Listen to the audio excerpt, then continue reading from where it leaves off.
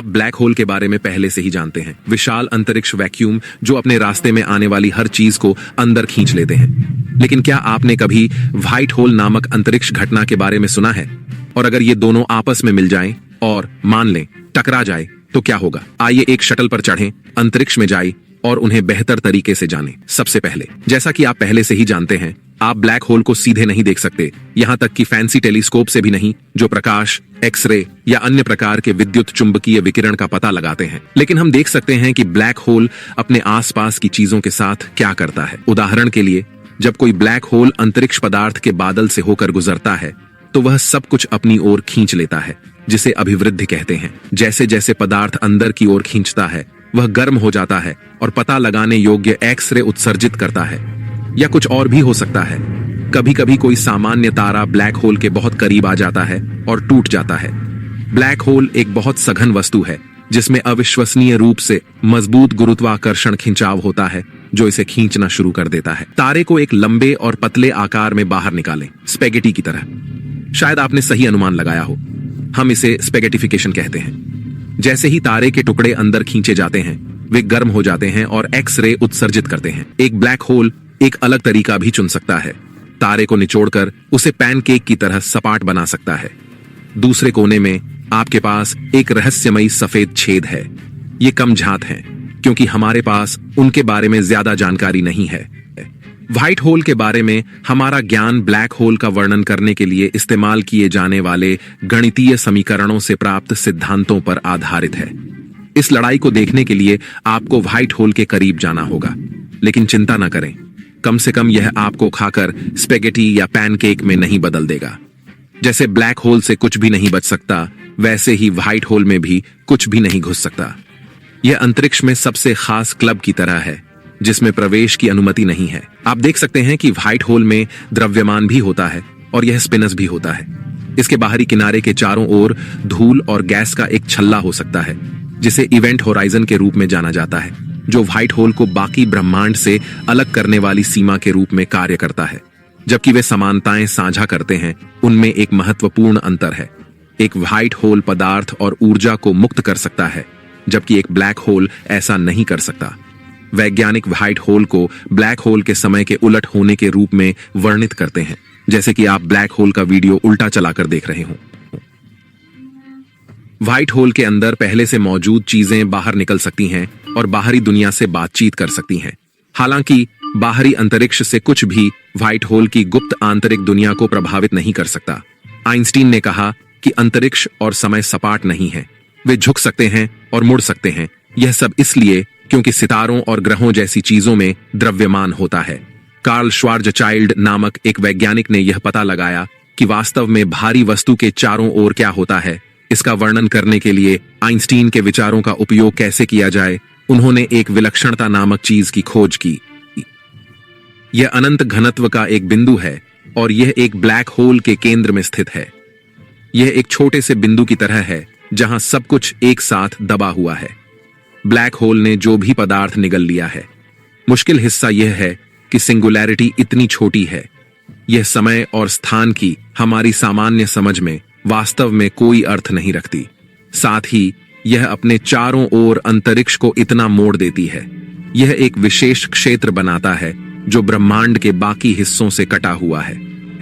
हम इस क्षेत्र को नो मैन्स लैंड कहते हैं, जो मूल रूप से ब्लैक होल का अस्तित्व है। वैज्ञानिक अभी भी यह नहीं समझ पाए हैं कि ब्लैक होल में विलक्षणता के बिंदु पर क्या होता है। व्हाइट होल की तो बात ही छोड़िए। तो चलिए उन सवालों पर वापस आते हैं जिनसे हमने कहानी शुरू की थी। कौन मजबूत है और कौन जीतेगा? तो ऐसा लगता है कि ब्लैक और व्हाइट होल की रणनीति बिल्कुल अलग है। व्हाइट होल एक रहस्य है जिसके बारे में हम अभी भी बहुत कुछ नहीं जानते हैं, लेकिन ऐसा लगता है कि यह ब्लैक होल की तुलना में अंतरिक्ष पर विजय प्राप्त करने में अधिक अनुभवी है। मेरा मतलब है, एक ब्लैक होल पदार्थ और अपने सामने आने वाली हर चीज को निगल जाता है। सच है, लेकिन एक सिद्धांत बताता है कि व्हाइट होल कभी ब्लैक होल रहे होंगे। वे अभी के लिए पूरी तरह से काल्पनिक हैं, लेकिन कहानियां कहती हैं कि व्हाइट होल केवल तभी अस्तित्व में हो सकते हैं जब उनकी सीमाओं के अंदर बिल्कुल भी पदार्थ न हो। अगर सबसे छोटा कण भी व्हाइट होल में प्रवेश करता है तो यह उसे ढा देगा। संभावित लड़ाई में यह एक महत्वपूर्ण नुकसान है, क्या आपको नहीं लगता? लेकिन एक छोटे क्षुद्र ग्रह को एक सफेद छेद के अंदर घुसाने की कोशिश करना भी एक बहुत ही कठिन काम है। इसका गुरुत्वाकर्षण संभवतः बहुत शक्तिशाली है और आपको दूर धकेल देगा। यहीं पर विलक्षणता काम आती है। याद है जब मैंने कहा था कि वैज्ञानिक निश्चित नहीं थे कि अनंत घनत्व के इस छोटे से बिंदु के साथ वास्तव में क्या होता है? ऐसा नहीं हो सकता कि एक ब्लैक होल अपने केंद्र में अनंत रूप से पदार्थ इकट्ठा करता हो। वहां कुछ और हो रहा होगा। क्या होगा अगर यह विलक्षणता किसी तरह से पलट जाए और वास्तव में एक व्हाइट होल बन जाए? बेशक ऐसा होने में बहुत लंबा समय लगेगा, अरबों साल की तरह। सबसे छोटे ब्लैक होल के लिए भी एक विशेष प्रकार है जिसे प्राइमोर्डियल ब्लैक होल कहा जाता है, और वैज्ञानिकों का मानना है कि वे शायद ब्रह्मांड के जन्म के ठीक बाद बने थे। और अगर बिग बैंग के बाद वास्तव में छोटे ब्लैक होल बने थे तो वे पहले ही विस्फोट हो गए होंगे और बदल गए होंगे व्हाइट होल। कुछ वैज्ञानिकों का तो यह भी मानना है कि व्हाइट होल संभवतः बिग बैंग की व्याख्या कर सकते हैं, चूंकि दोनों में ही पदार्थ और ऊर्जा की एक बहुत बड़ी मात्रा शामिल है जो कहीं से भी प्रकट होती है। यह सब ब्लैक होल के लिए आशाजनक नहीं लगता। क्या यह पहली बार हो सकता है कि यह खो जाए? यदि ब्लैक होल व्हाइट होल बन जाता है तो इससे कोई फर्क नहीं पड़ता कि इसमें कितना कुछ समाया है, यह सब कुछ वापस अंतरिक्ष में फेंक सकता है। उस स्थिति में व्हाइट होल शायद इतने लंबे समय तक न टिके, इसलिए इसे अपने प्रतिद्वंद्वी के खिलाफ बहुत जल्दी कदम उठाने की जरूरत होगी। वाह, आपने सोचा होगा कि आप व्हाइट होल के पास सुरक्षित थे क्योंकि यह आपको खाने वाला नहीं था, लेकिन इसे देखिए, यह हिल रहा है। नहीं, इसने प्रकाश की गति से अपने अंदर रखी सभी चीजों को बाहर निकालना शुरू कर दिया। रास्ते से हट जाओ ताकि कोई फटा हुआ ग्रह आपकी दिशा में ना आ जाए। ब्रह्मांड में लाखों अरबों सालों तक गड़बड़ी मचाने के बाद एक शानदार, अद्भुत और अराजक युद्ध शुरू होने वाला है। ब्लैक होल धैर्यपूर्वक हमले को झेल रहा है, व्हाइट होल द्वारा अपनी ओर फेंकी जा रही हर चीज को अपनी ओर खींच रहा है। क्षुद्र ग्रह, वे सभी फटे हुए तारे जो रात के आसमान में बहुत चमकते थे, ग्रह और यहां तक कि पूरी आकाश गंगाएं, ये सब पागलपन की हद तक तेजी से बाहर निकल रहा है।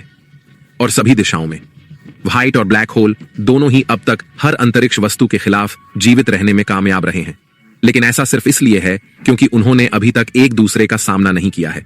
यह एक थकाऊ लड़ाई है जो रुकती नहीं है। शुरुआत में सभी बाधाएं ब्लैक होल के खिलाफ थीं, लेकिन देखिए, ऐसा लगता है कि कुछ बदल रहा है।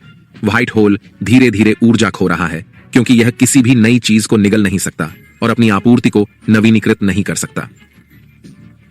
इस बीच ब्लैक होल धैर्यपूर्वक अपने प्रतिद्वंद्वी द्वारा इस भयंकर हमले के दौरान फेंकी गई हर चीज को इकट्ठा कर रहा है और बड़ा होता जा रहा है। यह ऐसा हजारों सालों तक करता रह सकता है। इसका पागलपन भरा मजबूत गुरुत्वाकर्षण व्हाइट होल को करीब लाता है, भले ही वह भागने की कोशिश कर रहा हो। और आखिरी हमले का समय आता है। ब्लैक होल का गुरुत्वाकर्षण अपने दुश्मन को तब तक खींचना शुरू कर देता है जब तक कि वह उसे पूरी तरह से निगल न ले। व्हाइट होल पूरी तरह से खत्म हो चुका है, और अब जब इसमें इतनी ऊर्जा है तो हमारा विजेता पहले से कहीं ज्यादा विशाल और शक्तिशाली है। अरे नहीं, भागो। अब तुम्हारे पास यह भूखा बहुत बड़ा ब्लैक होल है जो खाने के लिए और चीजों की तलाश में इधर उधर भटक रहा है, जब तक कि एक दिन यह फिर से व्हाइट होल में नहीं गिर जाता और एक और भी बड़ी, ज्यादा शानदार लड़ाई शुरू नहीं हो जाती जिसे पूरा ब्रह्मांड देखेगा। आज के लिए बस इतना ही। तो अगर आपने अपनी जिज्ञासा शांत कर ली है तो वीडियो को लाइक करें और अपने दोस्तों के साथ शेयर करें। यदि आप और अधिक वीडियो चाहते हैं तो चैनल को सब्सक्राइब करें और खुश रहे।